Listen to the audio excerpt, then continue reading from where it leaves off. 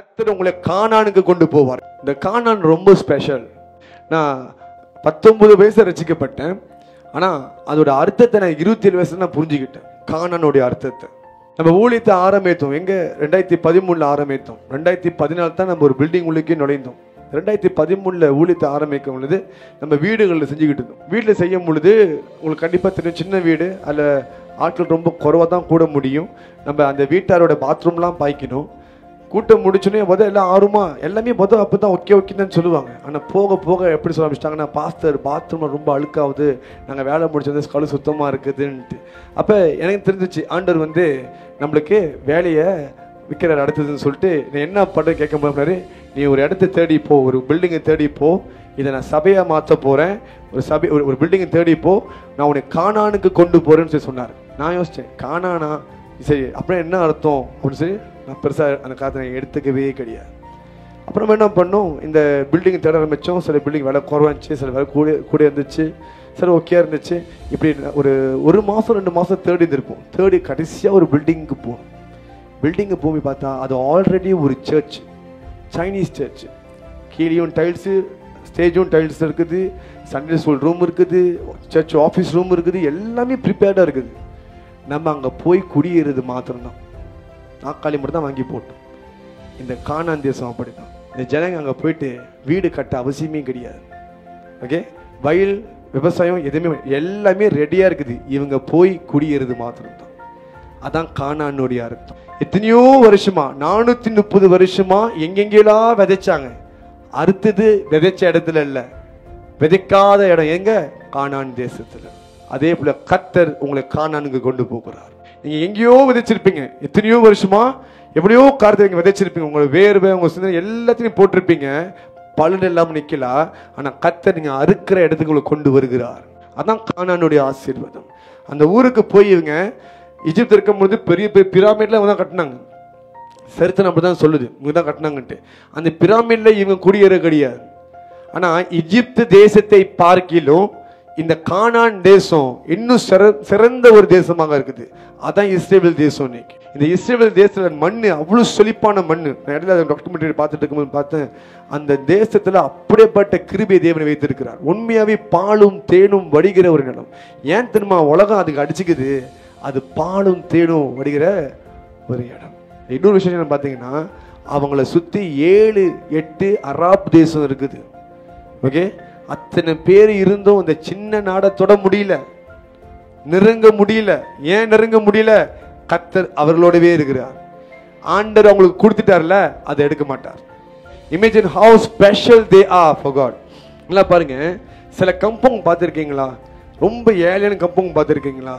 அப்படி வீடுலாம் கிட்ட இருக்கும். இப்போ மும்பாயா அந்த டிஸ்கவரி பார்க்கும்பொழுது அங்கே அந்த ஏழை ஜனங்க தங்கியிருக்க இடம் வீடு கிட்ட தான். ஓகே, ஒரு 6x10 அப்படி தான் இருக்கும். அவ்வளோ பெருசு தான். படுத்து எழுந்து எல்லாம் ரொம்ப கிட்ட நெருக்கடி இருப்பாங்க. ஏன்னா வசதி குறைவு, ஒரு பெரிய இடத்துக்கு போக முடியாது. இந்த இஸ்ரேல் ஜனங்க அப்படியேப்பட்ட வாழ்க்கையை தான் கெரிஷோன் என்ற ஒரு இடத்த தங்கியிருந்தாங்க. எகிப்துல கெரிஷோன் சொல்லி ஒரு இடம் இருக்குது. அந்த இடத்துல இவங்க அப்படிதான் இருந்தாங்க. இந்த எகிப்தியர்கள் இவங்களை சேர்த்துக்க மாட்டாங்கன்னா இவங்கள ஆடு மேய்க்கிறவங்க. ஆடு மேய்க்கிறவங்க ஒரு பயங்கர வாடை அடியும். அந்த வாடை தாங்க முடியாதுன்னு சொல்லி தான் கெரிஷோன் சொல்லி ஒரு இடத்துக்கு இவங்களை ஒதுக்கி வைத்துட்டாங்களாம். இப்போ ஜனம் ஆரம்பத்தில் போகும் பொழுது அது சிறுக கூட்டம் தானே போனாங்க, இடம் ஈஸியாக இருந்துச்சு. ஆனால் அந்த பாண்டு அந்த எல்லையை தாண்டி போக விடல. அதுதான் உங்க எல்லை, அதுக்கு மேலே உங்களுக்கு இடத்த பெருசாக நாங்கள் தர முடியாதுன்னு சொல்லி அந்த சர்க்கிள்லே வச்சு எல்லாம் கிட்ட நெருங்கி தங்குறதுக்கு இடம் இல்லை, கால் வைக்கிறதுக்கு இடம் இல்லை, படுக்கிறதுக்கு இடம் இல்லை. அப்படியேப்பட்ட ஒரு நிலைமையில தான் இந்த ஜனங்க கடினமா உழைச்சு கஷ்டப்பட்டு படுக்க கூட நிம்மதி இல்லாமல் படுத்திருந்தாங்க. அதனால தான் கர்த்தர் பார்த்தாரு, இவங்களுக்கு நலமும் விசாலமான இடம். அவங்க பிள்ளைங்க எகிப்து தேசத்துல வீட்டுக்கு வெளியே போய் விளையாட முடியாது. ஓகே, ஓடி பிடிச்சு விளையாட முடியாது. கானான் தேசத்துல எல்லா இடமும் கொடுக்கப்பட்டிருக்கு ஒவ்வொருத்துக்கும். அதுவும் பாருங்க, பைபிள்ல யோசுவோட காலத்துல நீங்க பார்க்கலாம், நிலத்தை பிரிச்சு அழுந்து கொடுக்கிறார். இந்த அளவுக்கு இந்த கோத்திரம், அந்த அளவுக்கு அந்த கோத்திரம், எல்லாத்தையும் ஜனங்களுக்கு ஏற்றபடி சரிசமமா பிரித்து கொடுத்தார். நிலத்தை பெறாதவன் ஒரே ஒரு ஜாதி எது தெரியுமா? லேவி கோத்திரம் மாத்திரம்தான். அவங்களுக்கு கர்த்தரே அவங்களுக்கு பொக்கிஷம். நம்மளா லேவி கோத்திரம் சார்ந்தவர்கள். நம்மளுக்கு கர்த்தர் தான் நம்மளுடைய பங்கு. The Lord is our portion. அப்ப இதுதான் கர்த்தர் நடத்தின காரியம். இவங்களுக்கு இடத்தை கொடுத்து எப்படியோ போகணும் இல்ல, எல்லாத்துக்கும் எழுந்தி அழுந்து கொடுக்கிறார். இதுதான் உன் இடம், இங்கதான் தங்க போறேன்ட்டு. அதனாலதான் கானான் தேசம் விசேஷமானது. எல்லாத்துக்கும் அவனுக்கு ஒரு கால்படி மண், அவனுக்கு படுக்கிறதுக்கு ஓடுறதுக்கு வர்றதுக்கு எல்லா இடத்தையும் வசதியும் தேவன் செய்து கொடுத்தார். பாருங்க, கானான் இடம்னா இதான் அர்த்தம். You have your own, you have your own space. உங்கள் சொந்த இடத்தை ஆண்டு கொடுக்கிறார். யாரையும் நம்பி இருக்க அவசியம் கிடையாது. நீ சொந்தமா செயல்படலாம். அப்படித்தான் இந்த தபிரா ஊழியத்தை கத்த என் கையில கொடுத்தார். வெளியே இருக்க ஊழியத்தில் செய்யும் பொழுது இது முடியாது, அது முடியாது, இது கஷ்டம், அது கஷ்டம், டெலிவரி செஞ்சா கஷ்டம், எல்லாத்திலும் செஞ்சிச்சு. அப்புறம் யோசிச்சேன் எப்படி அது. Then God gave this ministry. I had my own space to do deliverance. யாரும் ஸ்டாப் பண்ண முடியாது. We are free to fulfill the will of God. தேவன் சித்தத்தை சந்தோஷமாய் நிறைவேற்ற முடியுது. அவரோட ஆலோசனைப்படி நடக்க முடியுது. ஹல்லேலூயா. அதான் கானான். கர்த்தர் உங்களுக்கு விசாலமான இடத்தை கொடுக்கிறார். நீங்க ஒரு வேளை இன்னைக்கு நெருக்கப்பட்டு இருக்கலாம், உங்களுக்கு மூச்சோட இடம் இல்லாம நிக்கலாம். You are unable to breathe. I'm telling you, உங்களுக்கு கானானை தேவன் தருகிறார். It's not only a place, it could be something else. ஆனா உங்களுக்கு கர்த்தர் கானான் என்கிற ஒரு ஆசீர்வாதத்தை தருகிறார். அது உங்க வேலையா இருக்கலாம், தொழிலாக இருக்கலாம், உங்க வீடா கூட இருக்கலாம். கர்த்தர் உங்களுக்கு விசாலமான இடத்தை கொடுக்கிறார். He wanted to move freely.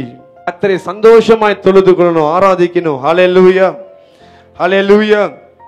பாருங்க, இந்த ஜனங்க நினைச்சாங்க அவங்களோட ஆசீர்வாதங்களை எகிப்தில் தான் அறுப்பாங்கட்டு. அவங்க எங்க அறுத்தாங்க? கானான்ல அறுக்குறாங்க. கண்ணீரோடு அங்க விதைச்சாங்க, சந்தோஷத்தோடு இங்க அறுத்தாரு.